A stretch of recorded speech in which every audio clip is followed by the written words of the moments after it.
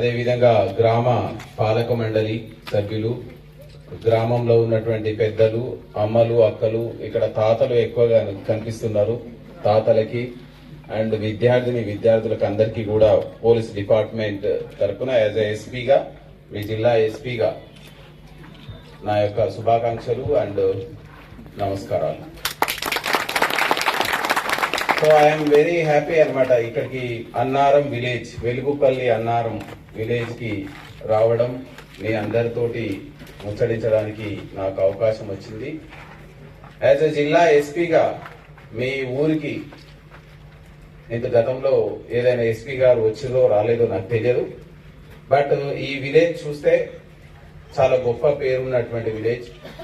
Annaram village అంటే అన్నపూర్ణ లాంటి గ్రామం ఇది. సో ఇక్కడ దాదాపుగా 3,500 ఓట్లు, 4,000 పై చిలుకు జనాభా ఉన్నటువంటి పెద్ద గ్రామం ఇది. సో ఇంత పెద్ద గ్రామానికి యాజ్ ఎ ఎస్పీగా వచ్చినాము అనంటే మీ అందరికీ తెలుసు, మనం వెనకటి కాలంలో ఉన్నటువంటి రాజుల వ్యవస్థ నుంచి స్వతంత్ర భారతదేశంలో ప్రజాస్వామ్య పద్ధతిలోకి వచ్చిన తర్వాత మనం ఏర్పాటు చేసుకున్నటువంటి డిపార్ట్మెంట్ పోలీస్ డిపార్ట్మెంట్. అందరికీ పోలీస్ డిపార్ట్మెంట్ అనంటే అందరికీ ఒక రకమైనటువంటి భయం ఉంటుంది. ఎందుకు ఉంటుంది అంటే నేను ఈ సందర్భంగా మీకు చెప్పదలుచుకున్నాను, భయం అనేది సామాన్య ప్రజలకు ఉండొద్దు. పోలీస్ డిపార్ట్మెంట్ అంటే మీ రక్షణ కోసం మీరు ఏర్పాటు చేసుకున్నటువంటి డిపార్ట్మెంట్. ఎవరు భయపడాలి?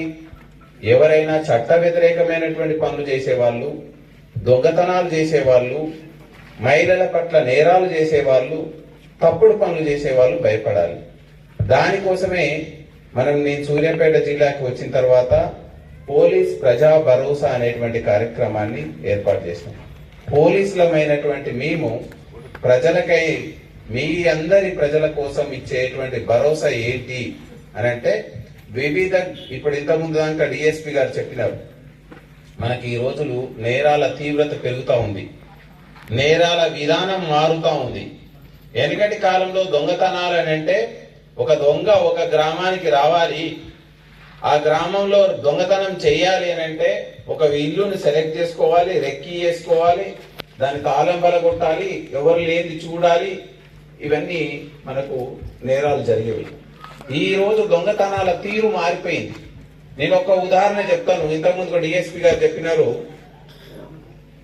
మనకు దొంగ వచ్చి దోచుకున్నటువంటి సొమ్ము గత సంవత్సరం మొత్తం పోలిస్తే 200 కోట్లు పోయినాయి రాష్ట్ర వ్యాప్తంగా. అదే సైబర్ నేరస్తులు దోచుకున్న సొమ్ము 1,500 కోట్లు పోయినాయి. మరి సైబర్ నేరస్తుడు ఎలా ఉంటాడో తెలియదు, మనకి ఎట్టి పరిస్థితుల్లో కాంటాక్ట్ లోకి రాడు. కానీ ఆయన ఏదో సుదూర ప్రాంతాల్లో ఉండి దోచుకునే సొమ్ము ఎక్కువ ఉంది. అంటే ఇంకా కొన్ని రోజులు పోయిన తర్వాత ఏమైందంటే, మరి దీని అంతటికి ప్రధానమైనటువంటి కారణం ఏంది? ఈ దొంగతనాలలో సైబర్ దొంగతనాలు పెరుగుతూ ఉన్నాయి. సైబర్ నేరస్తుడు ఎవరికి కనిపించడు, ఎవరికి కాంటాక్ట్ లోకి రాడు, ఆ ఊరికి రాడు. ఎక్కడో సుదూర ప్రాంతాల్లో హర్యానాలో, పంజాబ్ లోనో, ఢిల్లీలోనో ఉంటాడు. మళ్ళీ వాని పైన ఉండే దొంగ ఉంటాడు. ఎక్కడ ఉంటాడు? వియత్నాంలోనో, కంబోడియాలోనో, నైజీరియాలోనో, దుబాయ్లోనో కూర్చొని ఈ రోజు మనం ఇంటర్నెట్ వాడుతున్నాం, పెద్ద ఫోన్ వాడుతున్నాం అని అంటే మనం అందరం ప్రపంచాన్ని ఒక కుగ్రామంగా చేసుకొని ఉన్నటువంటి సందర్భం. మరి ఎవరు బాధితులు అవుతున్నారు అనేటువంటిది ఒకటి గమనిస్తే, అత్యాశాపరులు ఎవరైతే ఉన్నారో వాళ్ళే బాధితులు అవుతున్నారు. ఇందులో ఎవరు బాధితులు అవుతున్నారు అని అంటే పెద్ద ఫోన్, స్మార్ట్ ఫోన్ ఎవరైతే వాడుతున్నారో వాళ్ళే బాధితులు అవుతున్నారు. ఎవరు బాధితులు అవుతున్నారని మనం గమనిస్తే, డబ్బుల మీద వ్యామోహం ఉండి ఈజీగా డబ్బులు సంపాదించాలని చాలా చదువుకున్నోళ్ళు, ప్రొఫెషనల్స్ ఉన్నోళ్ళే బాధితులు అవుతున్నారు.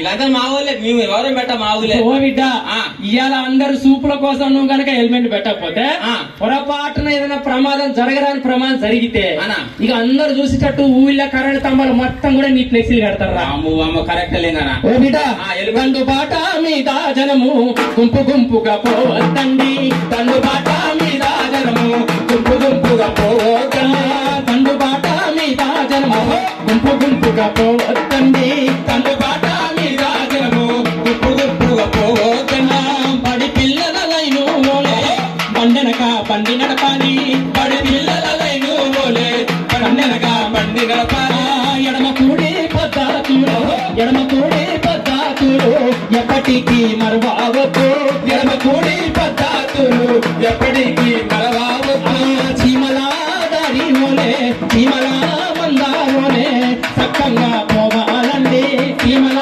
దమ్ము ఓలే సక్కంగా పోవాలి ఓహో పైన పోయే పక్షులాగా పైన పోయే పక్షులాగా పద్ధతిగా నడపాలండి పైన పోయే పక్షులలోనే పద్ధతిగా పోవాలండి ఓ బిడ్డ వానా, నాకు అర్థం కావట్లేదే ఏం చెప్పు నువ్వేం కిందంగా పోయే శివులు అంటున్నావు పైగా పోయే పక్షులు అంటున్నావు నాకు అర్థం కావట్లే మా వాళ్ళు కూడా అర్థం కాలే ఇగో ఆ, ఇగో అన్న. మరి బండి నడిపేటప్పుడు కొన్ని పద్ధతులు సూచనలు నియమ నిబంధనలు ఉన్నాయి ఆ. దాన్ని వేతాకారు చేయకుండా దాన్ని లెక్క చేసి ఆ. ఆ నిబంధనలకు లోబడి బండి నడపాలని పోలీస్ శాఖ వారు తెలియజేస్తురా ఓహో అర్థమైంది లేగానా ఇంటున్నావా శివులు ఒకదాన్ని ఒక సఖ్య పద్ధతి చూసినావు ఆ. నెమ్మదిగా పద్ధతిగా ఆ. అట్ట పోవాలంటున్నావు పోలీస్ శాఖ వారు ఏం తెలియజేస్తారు ఎరికేనా ఏందే బండికి 50 అడుగుల దూరం పాటించామంటుర్రా వాము వామంటే ఒక బండి ఆడ ఉంటే ఒక బండి ఇటు ఉండాలంటావు ఆ. ఆహా అర్థమైంది నువ్వు అటు దోలుతావారా ఏయ్. వెనకంగానే ముడ్డి వెనకంగానే ఆ బండి వెనకంగానే ఉండాలి అంతేనా మరి అయ్యా అన్నా. పోలీస్ శాఖ వాళ్ళు తెలియజేస్తున్నారు అన్నా. రోడ్డు ప్రమాదాలు జరుగుతా ఉన్నాయి భారతదేశంలో జరిగే యుద్ధాల్లో కోల్పోయే ప్రాణాల కంటే అన్నా. రోడ్డు మీద ప్రాణాలు పోయే వారి సంఖ్య ఎక్కువ ఉందట బిడ్డ వాము వామంటే నానే మళ్ళీ ముచ్చట్లు చెప్పిరా ఆహా